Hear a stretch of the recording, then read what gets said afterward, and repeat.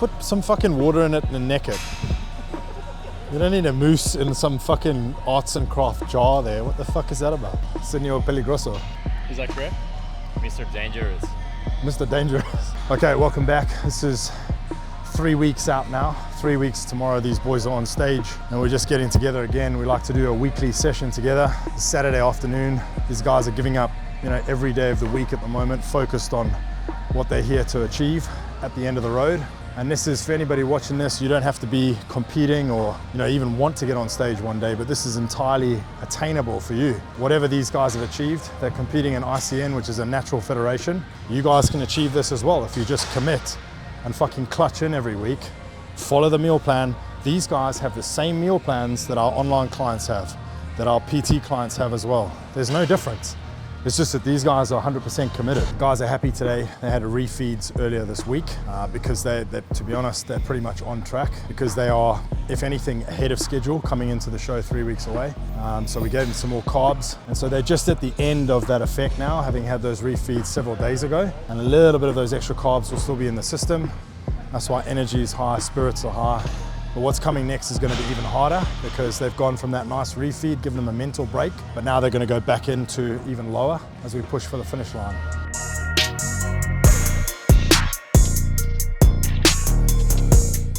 That's the secret combo. Bro's ready to season his chicken no matter where he's got. You need some sodium intake with your liquids. Plus, I noticed that I got this advice from a mate at work.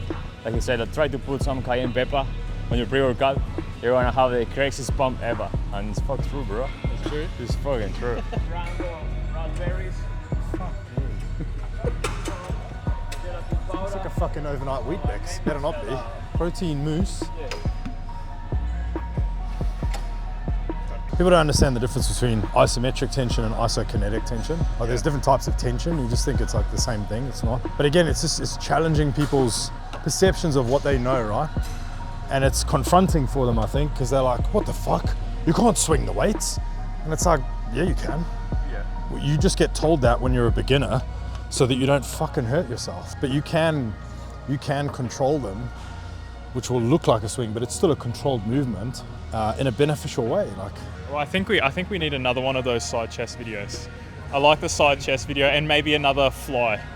Well, the fly, this is a good exercise, just 99% of people would get more chest gains having a jog around the car park than fucking doing what they're doing.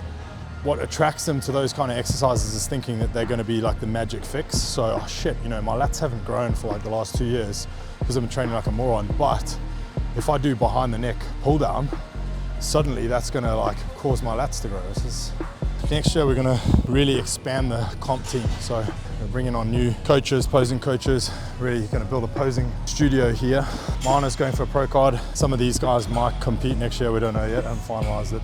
And then there's a few that are in this gym that we know that could do well on stage. So you guys just had a refeed recently. Can you just explain a little bit about what that actually is, what you actually ate, and how you're feeling now because of it?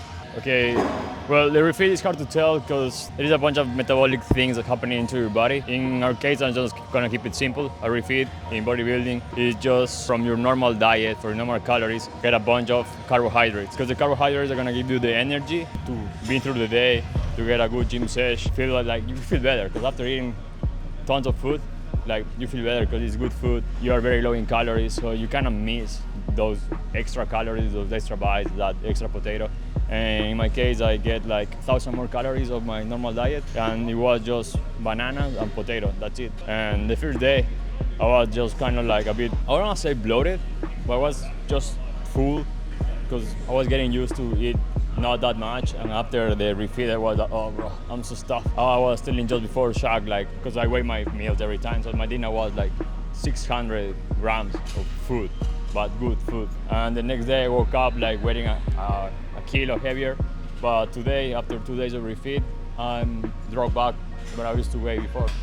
And my energies are way more higher, and I managed to go and hit a good gym session. What's going on? Thought you could escape the camera. Almost. It's to help with fatigue. So we had a bit of a refeed, went for about 2 days. And for me, I had an extra egg, so extra protein, 600 grams of potato, and then also 3 bananas as well. So it's just all about getting those carbs back in, because I know for me, I don't know about the other boys, but I've been on about 1,600 calories for probably almost a month now. So when you're just low on carbs, low on energy all the time, sometimes you need that refeed to kind of kickstart everything back up again. And now, even though you're in a prep and you're tired, you do have that extra energy. So that's basically all the refeed's for, just to give you that extra boost before the end of the prep. It almost shocks the system as well, just like you do with weights. You know, you're doing a consistent weight every week, and then all of a sudden you go a little bit higher, and it kind of shocks the body into like kind of pushing harder. 100%. When you first introduce all those carbs again, you do get sluggish. The weight goes up a little bit, you get a bit nervous, and I remember I was at the desk at work falling asleep, but then now, like 2 days later, everything just feels on. Like you feel like you got more of a pump, veins starting to come back through, everything feels good. So it's definitely needed. No, I enjoyed it. This will be the only refeed? I know for me, I went up by a few kilos and I've dropped it pretty much back overnight, and I'm straight back on track. So fingers crossed Pete gives me another few more, because I'm going to need it for this prep. Good, Shaq. Just slow it down a little bit, mate. That's it. And try and keep that chest pushed into that pad and just drag them up. Try to drag them up, same speed. That's it. A little bit slower on the way up. A little bit slower. There we go. There we go. 3, let's go. Good. Keep the gap at the bottom. Shoulders first. Good. So that chest is just getting crushed. I'm not trying to keep the chest up at all. You know, using my lower back or even my shoulders to try and pull that weight up. I'm just letting the weight squash me into the bench. So it knocks the wind out of you. It gets all these upper back muscles really long and stretched. Because like when you try to get a stretch on a T-bar row, if it's not chest supported, you're gonna try and lower the weight, but your chest is gonna fall a little bit as well. That's why we do this in here, because we don't have a chest supported T-bar row. So this is the next best thing to do. Clearly there's a big jump between being an online client and in-person client. And there's a lot of benefits to being in person. What are the benefits for you? And the main thing is just having, someone there to guide you through it. Because it's one thing to watch a video to kind of teach you what to do, but everyone's different. All the cues are different. Some people's bodies respond differently to the movements and how it's trained. So that's the biggest thing for me. Like I used to be a PT, so I thought I could be, an online client and just get given a program and then I'm good to go. But it wasn't until I started training with these guys and I realized the way I was training just wasn't the best for me. So now that I've changed those little tweaks, I've gone from someone who used to just train every now and then when I felt like it, to now competing in my first show this year.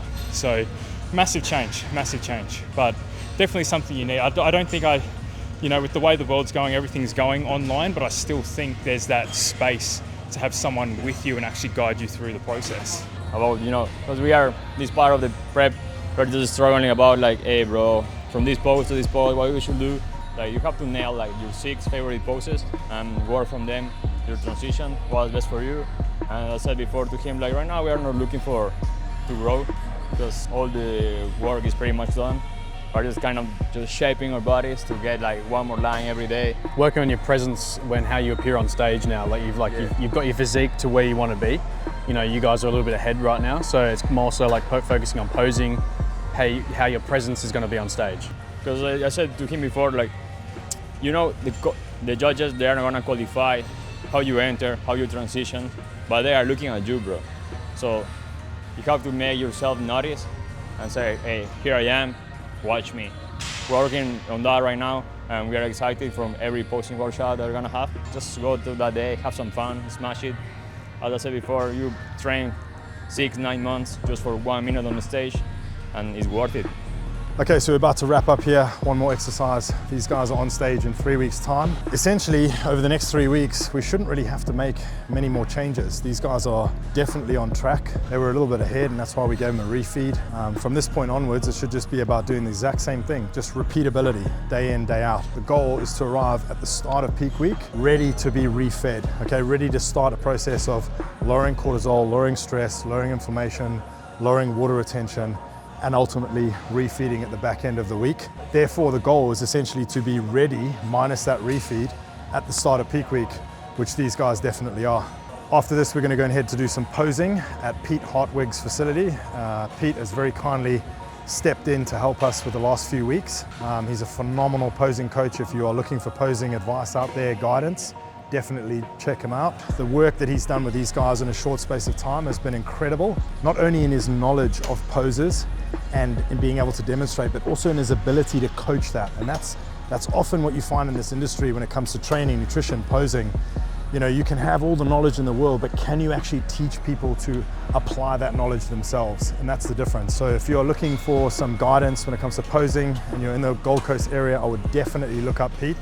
We'll put his link in the description. And so yeah, we're gonna head across to his facility now, do some posing. Again, Saturday afternoon. You know, most people are tapped out for the week. These guys are working hard and they're gonna be posing until probably 6 o'clock tonight. They get up, do their cardio tomorrow, same food tomorrow. This isn't for everyone, but it is entirely possible for everyone to achieve.